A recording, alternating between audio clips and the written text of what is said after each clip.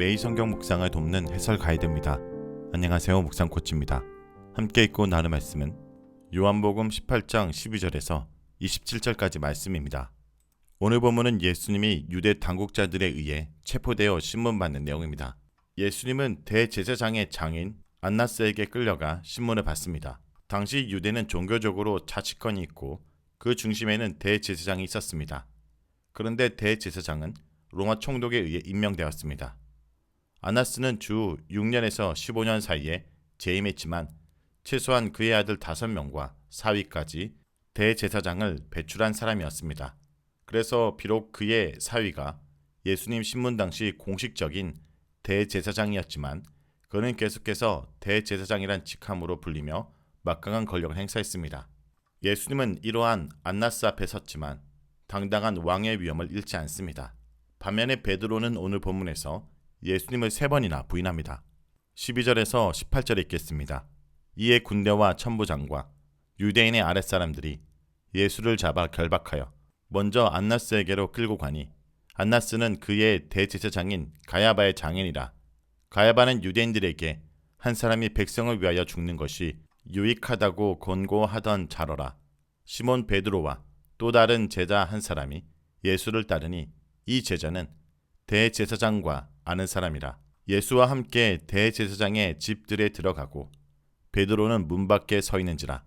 대제사장을 아는 다른 제자가 나가서 문지키는 여자에게 말하여 베드로를 데리고 들어오니 문지키는 여종이 베드로에게 말하되 너는 이 사람의 제자 중 하나가 아니냐 하니 그가 말하되 나는 아니라 하고 그때가 준고로 종과 아랫사람들이 불을 피우고 서서 쬐니 베드로도 함께 서서 쬐더라. 예수님은 당시 공식적인 대제사장인 가야바에게 먼저 끌려가지 않고 왜 안나스에게 끌려갔을까요? 그것은 당시 권력 구도 때문입니다. 안나스는 이미 대제사장을 지낸 사람으로 그의 아들들이 대제사장을 역임했고 현재는 그의 사위가 대제사장입니다.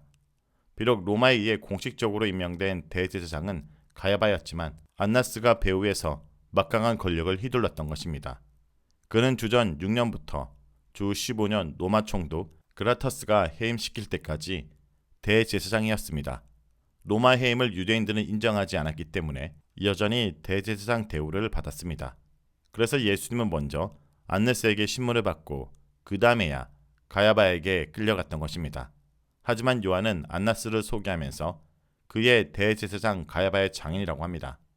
그 이유는 이미 가야바가 예수님의 죽음에 대해 말했기 때문입니다. 곧 예수님의 신문은 단순한 신문이 아니라 그의 죽음을 위한 신문이라는 것을 요한복음은 말하고 싶었던 것입니다.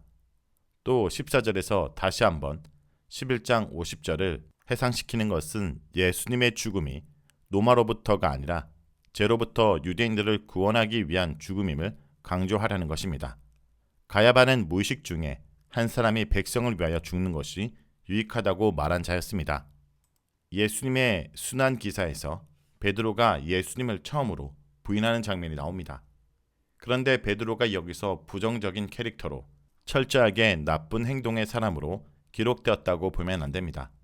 오직 베드로와 또 한 사람의 제자만이 예수님이 신문 받는 곳까지 따라갔다라는 것은 그가 예수를 따르는 충직한 인물이었음을 부각하는 것입니다.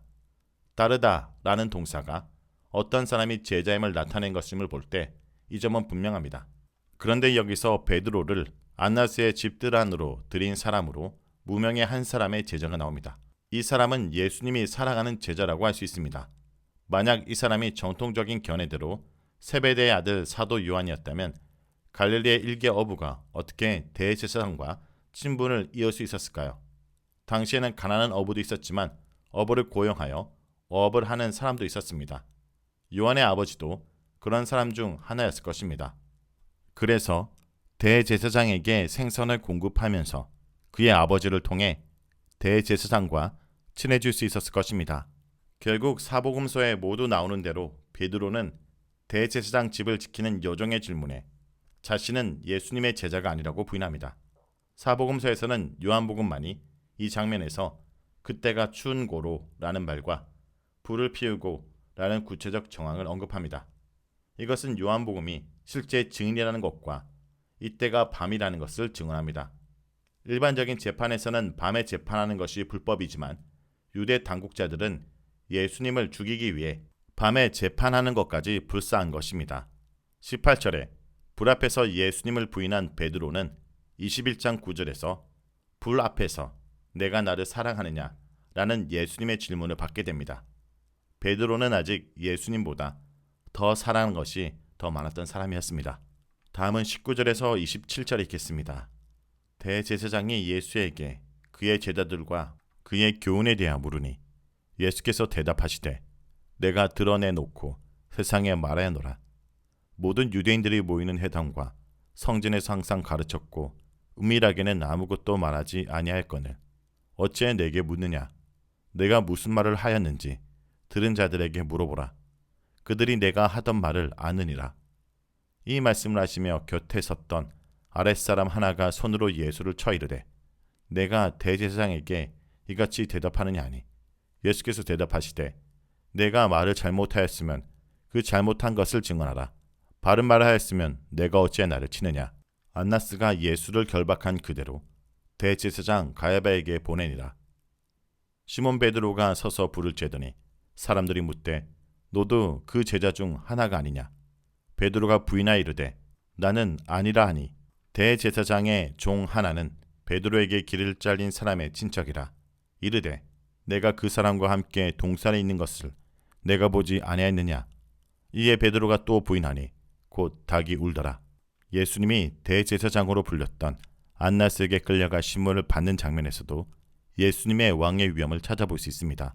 예수님을 신문하는 안나스는 예수님의 교훈에 대하여 질문할 뿐 예수님의 제목을 대지 못합니다.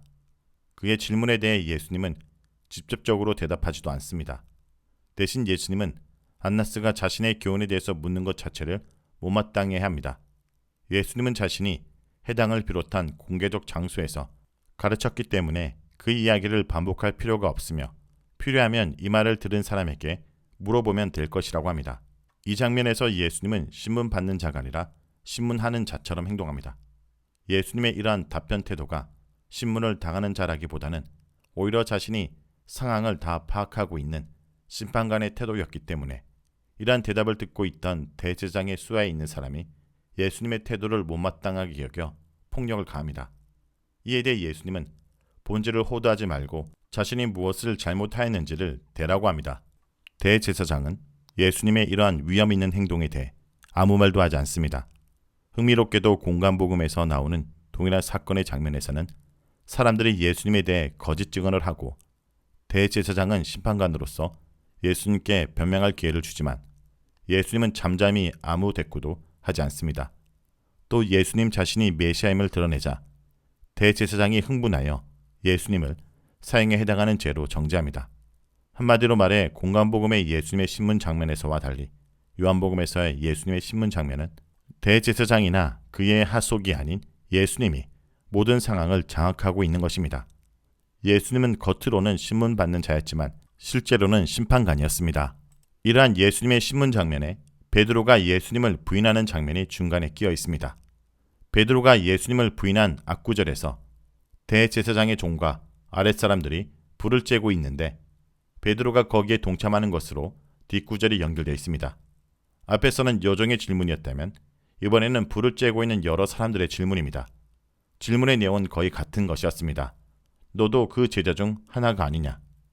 답도 역시 마찬가지였습니다. 나는 아니라. 베드로가 예수님을 세 번째 부인하는 것을 요한복음만이 구체적으로 언급하고 있습니다. 요한복음만이 베드로가 길을 자른 사람의 이름을 대제사장의 종 말고라고 하였는데 바로 그 사람과 연결된 사람이 나타나 베드로에게 예수님의 제자인지 질문합니다. 그 사람은 다른 사람과 다르게 그 사람과 함께 동산에 있는 것을 내가 보지 아니하였느냐 라며 구체적 증거를 대지만 베드로는 역시 그것을 부인합니다. 요한복음에는 공간복음에서 나오는 베드로의 후회 장면이 나오지 않습니다. 예수님의 신문 장면이 더 중요하기 때문에 베드로의 장면은 뒤로 물러갑니다. 결국 베드로는 예수님의 순환 길에 동반자가 되지 못한 것입니다. 결국 예수님은 왕으로서 자신이 가장 사랑하는 제자들의 지지도 받지 못하고 홀로 왕의 길을 걷고 있는 것입니다. 요한복음의 순환 기사에서는 왕인 예수님이 부각되고 있고 다른 인물들은 조연으로 자리매김하고 있습니다. 자, 여기까지가 요한복음 18장 12절에서 27절까지 말씀입니다. 오늘 말씀을 통해 우리는 무엇을 묵상하고 적용해야 할까요? 그리스도인이란 예수님께서 걸어가신 길을 따르기로 결단한 자입니다. 성도 여러분, 불의와 폭력이 난무하는 세상에서 우리는 대제사장의 종들과 경비병들 틈에 섞여 있는 베드로의 길과 대제사장 앞에서 일정 거리를 두고 당당하게 서 있는 예수님의 길을 선택해야 되는 기로에 서 있습니다. 하지만 한 가지 분명한 사실은 우리는 베드로의 제자가 아니라 예수님의 제자라는 것입니다. 제자들을 보호하기 위해 3번이나 내가 그니라 라고 나섰던 예수님과 정반대로 베드로는 3번이나 나는 아니라 라며 부인하며 숨었습니다. 대제사장 앞에서 담대히 진실을 말하시는 예수님과 대조적으로 베드로는 요종 앞에서 두려워하며 거짓을 진술합니다. 성도 여러분, 어떤 두려움이 혹은 어떤 희생의 대가가 사람들 앞에서 우리의 신앙을 감추게 만들고 있습니까? 온갖 불의를 향해 비폭력으로 맞서면서도 당당하는 예수님의 모습은 요한복음 18장에서 예수님과 베드로의 모습을 교차하며 보여줌으로써 우리들에게 베드로의 길이 아닌 예수님의 길을 선택함으로 악의 연쇄고리를 끊을 수 있음을 잘 보여주고 있습니다. 그러므로 성도 여러분, 이제 예수님의 길을 따라가는 주의 제자들 되길 간절히 기도드립니다.